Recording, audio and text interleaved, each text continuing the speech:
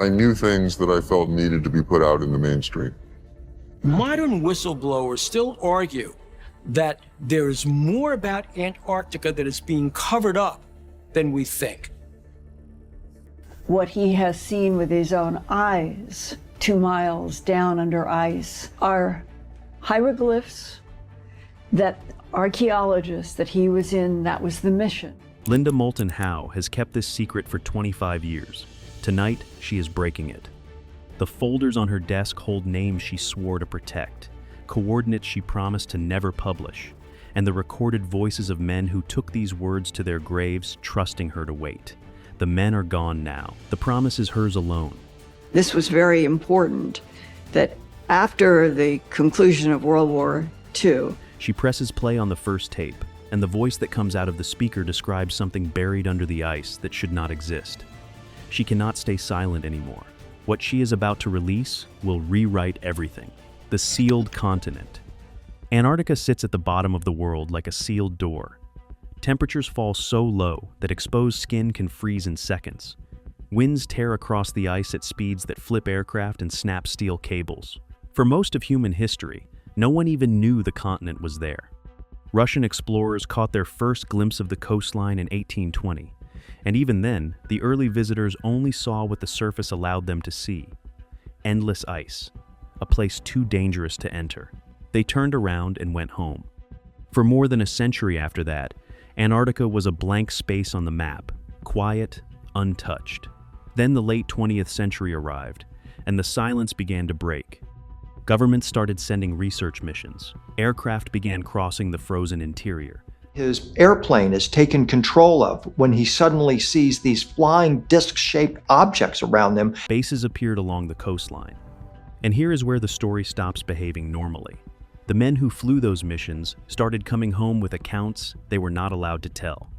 Data disappeared from archives within hours of being filed. Reports came back stamped with red ink and warnings about national security.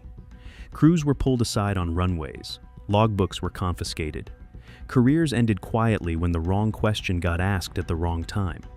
Linda Moulton Howe noticed the pattern long before anyone else did. She had built her career on listening to the people no one else would believe. Pilots, scientists, military engineers, men who had no reason to lie. And in 1998, one of those men was about to walk into her life with a story that would reshape the next 25 years of her work. The engineer's secret. The year was 1982. A United States Navy flight engineer was assigned to a routine supply run. The aircraft lifted off from McMurdo Station and pushed deep into the Antarctic interior, headed toward a remote research camp. The crew was experienced. The procedure was standard.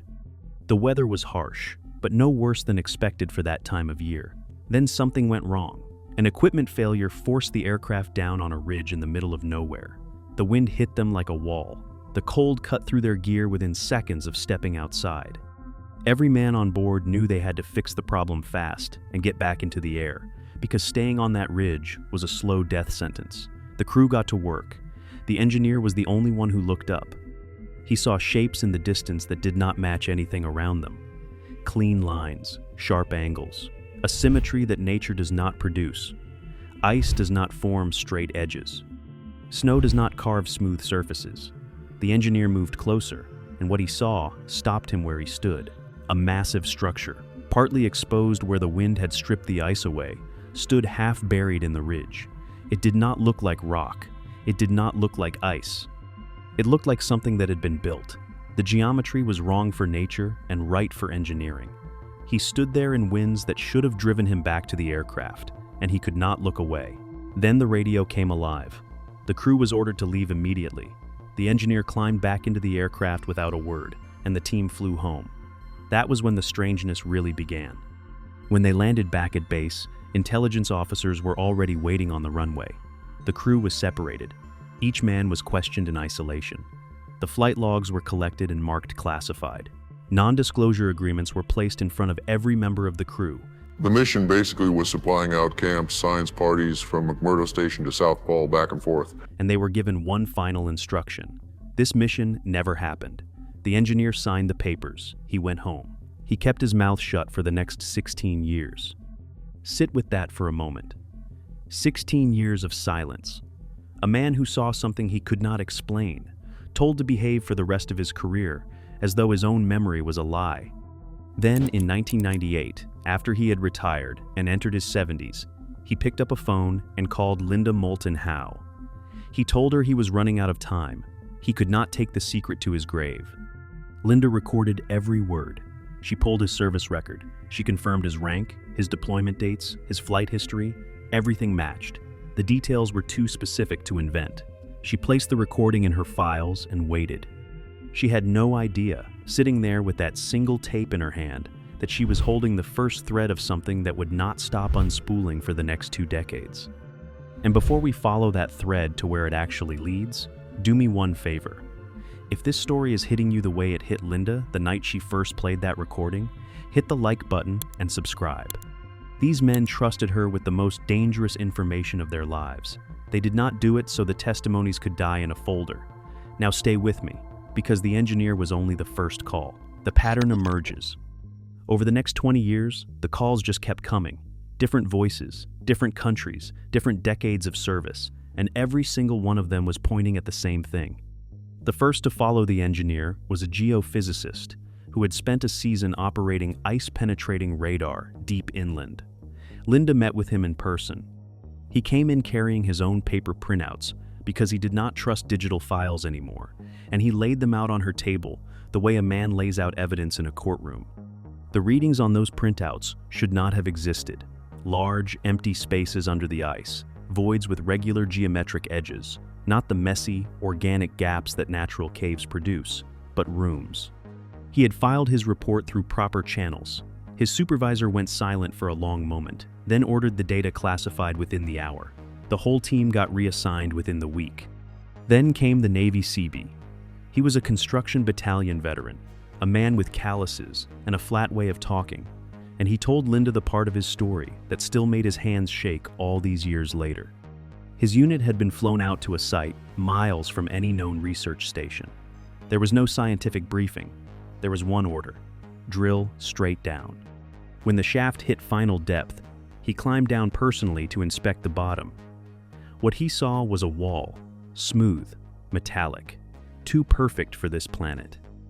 What he has seen with his own eyes 2 miles down under ice are hieroglyphs that archaeologists that he was in, that was the mission. He told Linda he stood at the bottom of that hole and felt a kind of fear he had never carried home from any combat zone, because combat is at least made by people you can name. This was made by something he could not. A scientist working out of Argentina's Esperanza base reached out next. He spoke to Linda by phone, in careful English, with long pauses between sentences. He said his team had been pulling objects out of ice cores estimated at more than 12,000 years old. Some of those objects were not natural. He would not describe them further on the recording. Every time something unusual came up out of the ice, military personnel arrived within hours. Samples confiscated, notebooks collected. The scientists who had handled the find rotated to other assignments. And here is what makes this strange. The next call came from a pilot with a different country's air force entirely. He told Linda about a restricted zone over the Antarctic interior that did not appear on any official navigation chart. Civilian aircraft could not enter it. Military aircraft needed special clearance even to fly near it. He had asked his superior exactly once what was in there. He had been given a 2-word answer and a warning to never ask again. Sensitive research. He told Linda the words still went through him every time he remembered them. Linda spread these accounts across her desk and looked for the seams, the places where a fabricated story falls apart. She found none. The witnesses had never met.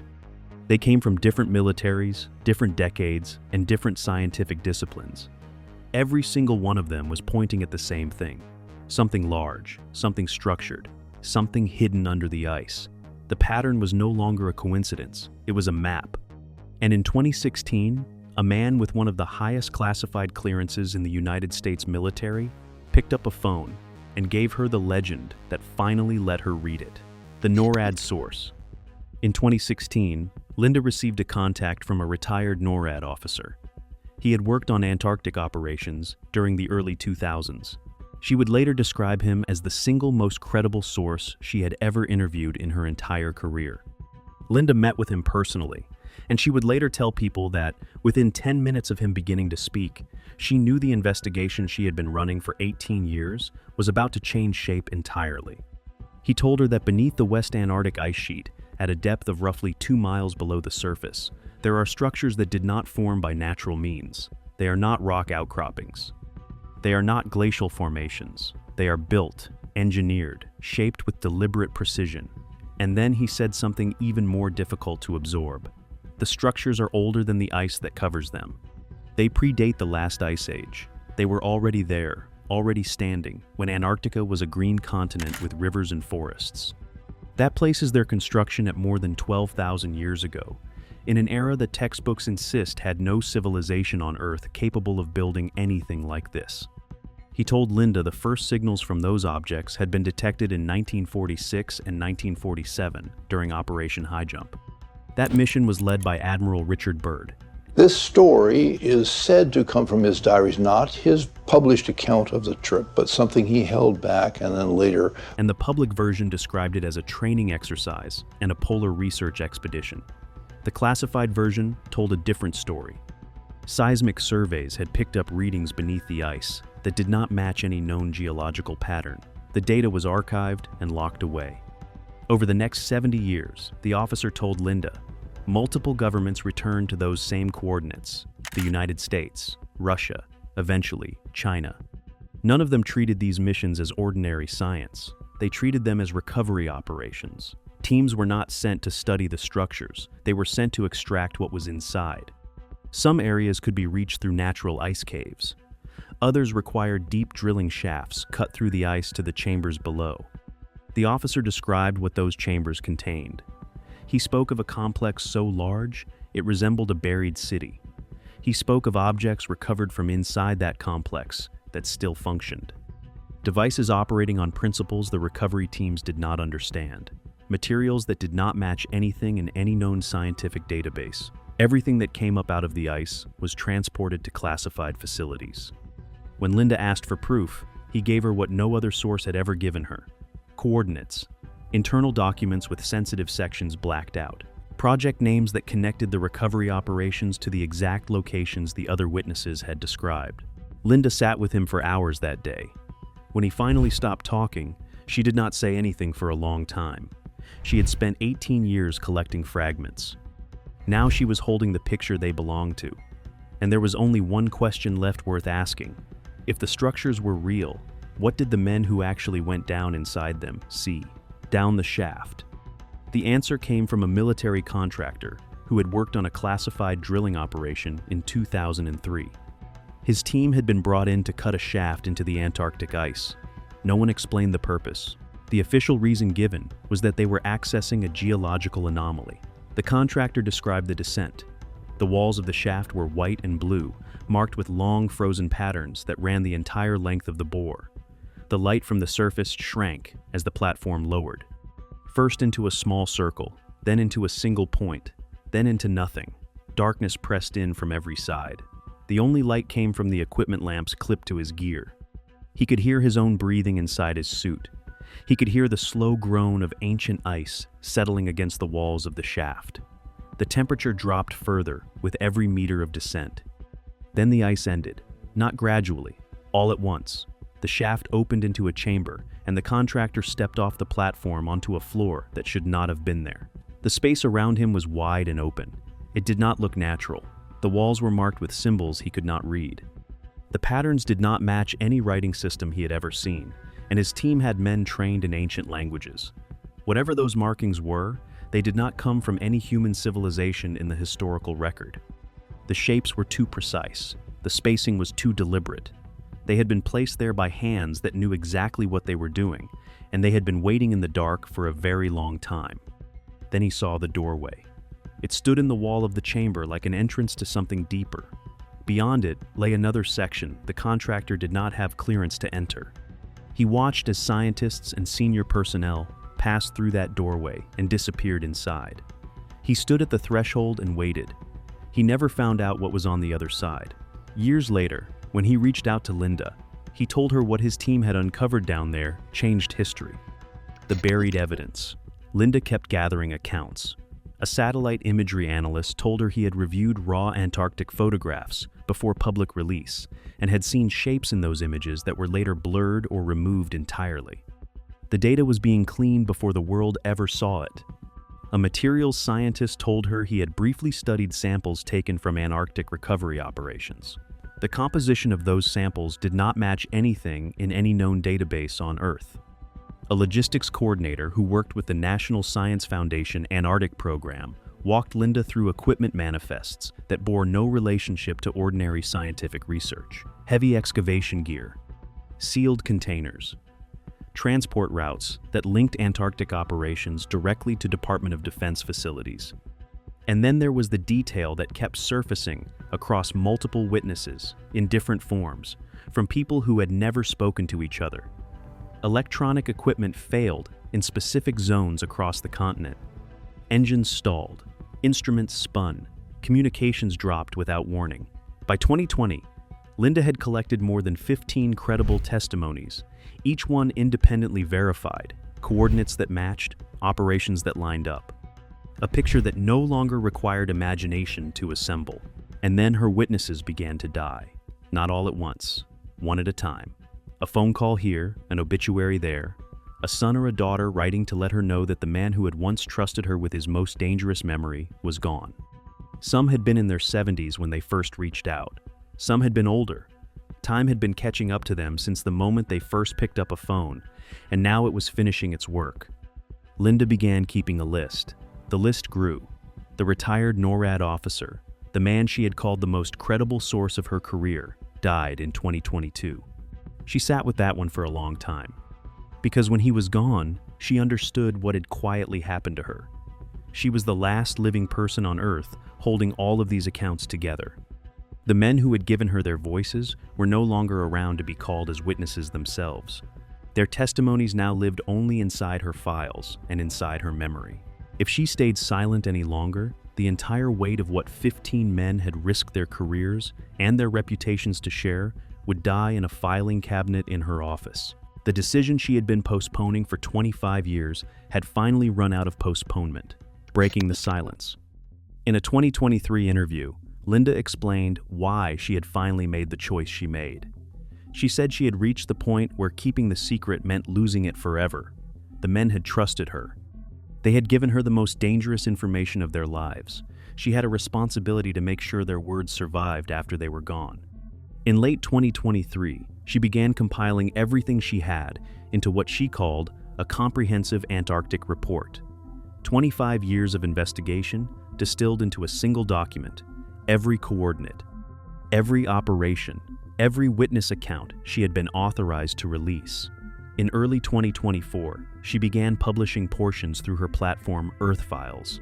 She released the coordinates where structures had been described. She released the declassified Operation High Jump materials from 1946 and 1947, including the redacted sections the public had never seen in their original form. And she did something no journalist in her position had ever done with material like this. She told her audience to verify the evidence themselves. The official response from every government she had implicated was identical. Silence. No denials. No confirmations. No press conferences. No clarifications. No statements from the agencies named in her documents. Just the same locked door that has been keeping the Antarctic mystery contained for nearly 80 years. To Linda, that silence was not a defense. It was an answer. A denial would have invited investigation. A confirmation would have ended an 80-year operation. Silence was the only response that kept the door closed. Whatever is buried 2 miles beneath the ice of West Antarctica has been waiting longer than human civilization itself has existed. The men who saw it carried the weight of that knowledge for the rest of their lives. The journalist who recorded their words has finally laid the burden down. Now the question belongs to everyone else. What do we do with a story that should not be possible, told by people who had nothing to gain by telling it? If you watched all the way through, drop a comment with what you think is really down there under the ice. Like the video, subscribe, and stay with us. There is more to come.